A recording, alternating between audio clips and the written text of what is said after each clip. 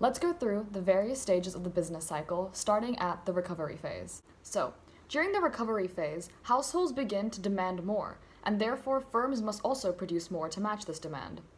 So, in order to produce more, firms need to hire more workers. The newly hired batch of workers will now have more money to spend on goods and services. So this in turn results in demand for goods and services in other sectors of the industry to also rise. This will lead to other industries needing to hire more workers to match this increased demand.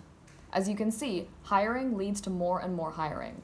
At some point, the supply of normal workers, or those who work 9-to-5 jobs, will eventually run out, and this will cause firms to be forced to hire overtime workers to match the previously mentioned increase in demand for goods and services.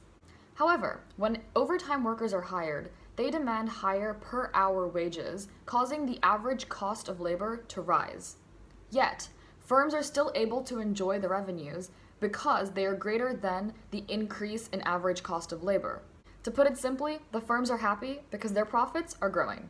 At some point, however, the average cost of all factors of production, so these are land, labor, utilities, etc., starts to rise, and this causes firms to experience a complete offset in the increase in revenues by the heightened cost of factors of production. So at this point, firms start to fire overtime workers because the hiring of overtime workers is what led to the rise in average cost of labor in the first place. Next, as firing starts to occur, more and more firing follows, up until there's no more overtime workers left to fire. So the last batch of overtime workers that is fired leads to the first batch of normal workers getting fired after that. This in itself causes a second batch of workers to get fired, and so on and so forth.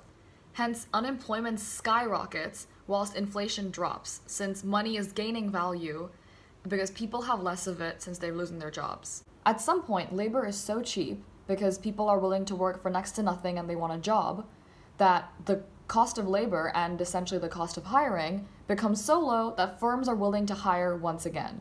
And so the cycle begins again. That was today's quick econ lesson. I hope this helped. Bye!